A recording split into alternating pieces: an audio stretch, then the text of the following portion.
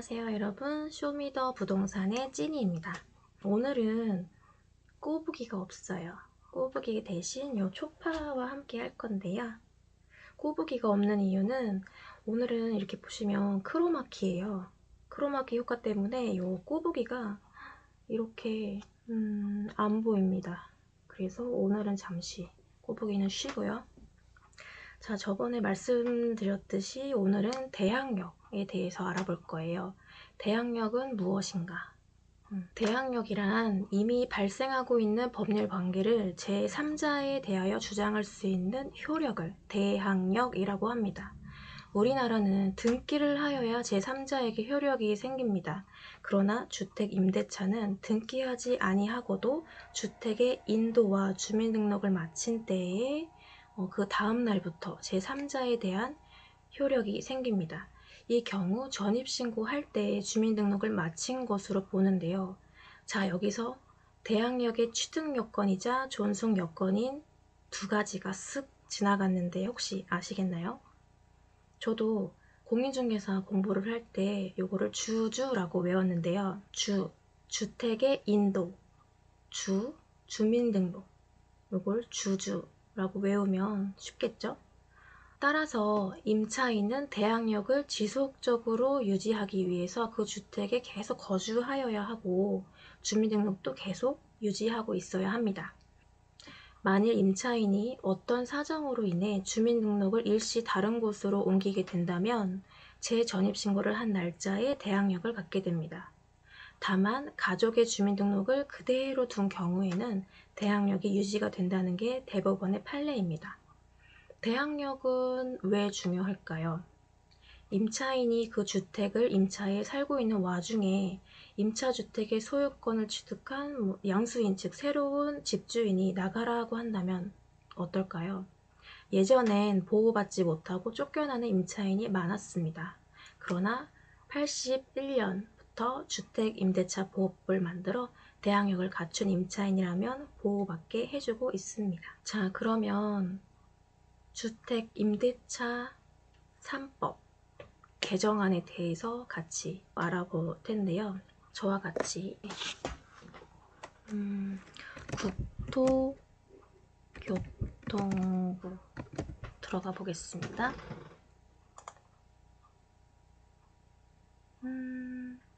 국토교통부 홈페이지에 들어오시게 되면 이렇게 뉴스 소식, 국민 참여, 정책 자료, 정보 공개 이렇게 나와 있는데요. 먼저 뉴스 소식을 볼게요.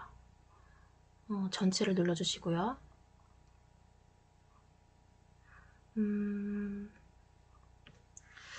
여러 가지 보도가 많이 나와 있네요. 제가 관심 있고 재미있게 봤던 거 하나 소개를 해드리자면 2020년 상반기 외국인 보유 국내 토지는 하는 거예요. 요 분야는 주택 토지네요.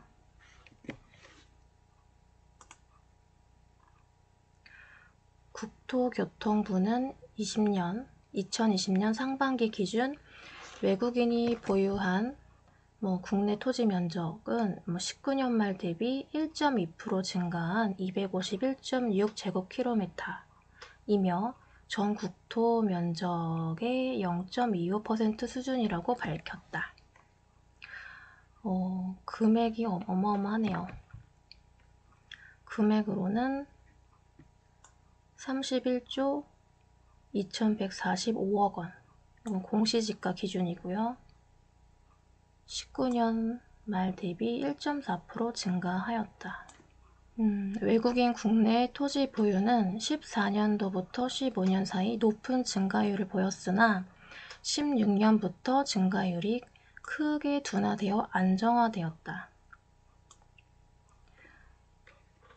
이 부분을 보시면 증가율이 6.0, 9.6, 2.3, 2.3, 1.3, 1.1, 1.2 안정되어 보이긴 하네요. 주요 증가 원인은 미국, 캐나다 등 국적자의 임여 등에 대한 증여 상속, 국적 변경에 의한 취득이 상당 부분 차지했고요. 국적별로 보면 미국이 외국인 전체 보유 52.3%를 차지하고 있고 그 외에 중국, 일본, 유럽 순이네요.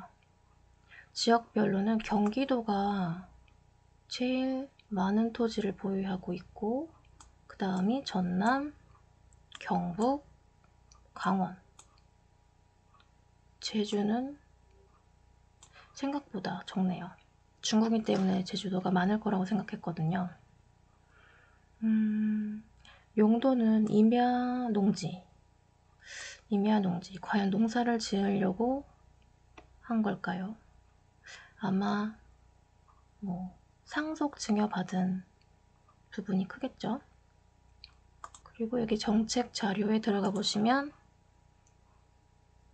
전체 여기에는 우리가 오늘 알아봐야 할 주택임대차보호법 해설집이 있습니다.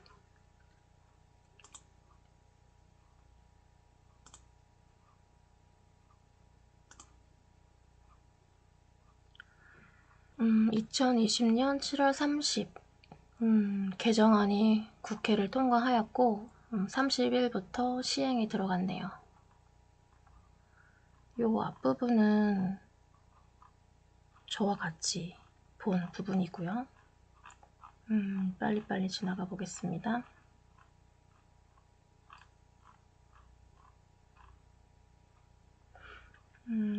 개정 이유를 보면 주택 시장의 불안정 속에 전세에서 월세로 전환이 빨라지고 주택 임대료가 상승함에 따라 임차 가구의 주거 불안과 주거비 부담이 가중되고 있으나 현행법으로는 안정적인 주거를 보장하기에 충분하지 아니하다는 지적이 있습니다.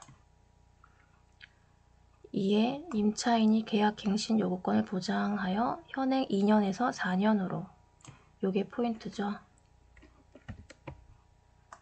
4년 임대차 보장 기간을 연장하고 이른바 전월세 상한제를 연계에 도입하여 계약갱신 시 차임이나 보증금을 5% 이상 증액하지 못하도록 제한하려는 것입니다. 또한 주택 임대차와 관련된 주요 업무를 부동산 정책 소관부처인 국토교통부와 공동으로 관할하도록 하여 주택임대차 제도 마련 시 부동산 정책과 연계하여 탄력적으로 대응하려는 것입니다. 라고 써있네요. 개정 주요 내용을 보면요. 먼저 임대차 3법의 주요 골자는 전월세 신고제, 전월세 상한제, 그리고 계약갱신 청구권이라고 보시면 되는데요. 저는 먼저 전월세 신고제부터 보겠습니다. 여기에는 나와 있지 않은데요. 아직 시행 전이라서 그럴까요? 전월세 신고제는 전세나 월세 계약 시 계약 체결일로부터 30일 이내 주택 소재지 시, 군, 구청에 공인중개사를 제외한 계약 당사자 모두가 의무적으로 계약에 대한 신고를 해야 합니다. 계약 변경 또는 해지도 포함되고요. 그리고 또 신고한다면 확정일자를 자동으로 부여해 준다고 하네요. 기존에도 확정일자를 받으러 가게 될 경우 자동으로 신고가 되는 시스템이었는데요. 임대차 3법으로 달라진 건 의무적으로 변했다. 그리고 미신고 시 과태료가 부과된다. 라고 하는 점이에요. 시행기간은 2021년 6월 1일부터 시행된다고 하네요. 그리고 전월세 상한제.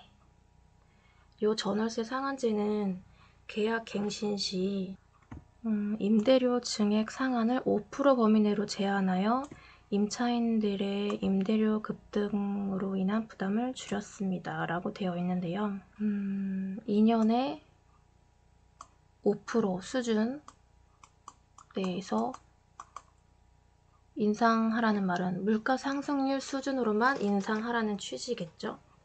바로 임차인들을 보호하겠다는 의지가 많이 반영된 것 같습니다. 그리고 제일 중요한 계약갱신 요구권. 계약갱신 요구권은 임차인이 희망하는 경우 1회 계약갱신을 청구할 수 있는 권리로 임차인의 안심 거주 기간이 2년 더 늘어납니다. 라고 되어 있네요. 원래 2년까지 할 수 있었는데 이게 2년 더 늘어나서 4년이라고 보시면 될 것 같아요. 그리고 중요한 건 임대인은 임차인이 임대차 기간이 끝나기 6개월 전부터 1개월 전까지 계약갱신을 요구하는 경우 정당한 사유 없이 거절하지 못합니다. 라고 되어 있는데요. 요게 바뀌었어요. 1개월이 아니라 6개월 전부터 2개월 전으로. 그리고 임차인이 임대인에게 계약갱신을 요구할 경우 정당한 사유 없이 거절하지 못한다 라고 되어 있는데요. 하지만 다음 각 호의 어느 하나에 해당하는 경우에는 그러지 아니하다 라고 되어 있는데요. 쭉쭉쭉 보시면 요거는 개정된 게 없고요. 자, 요 부분 요 8번 임대인이 목적 주택에 실제 거주하는 경우는 계약갱신을 거절할 수 있습니다. 예를 들면 직계존속, 직계비속이 그 주택에 산다고 한다면 계약갱신을 거절할 수 있다는 얘기입니다.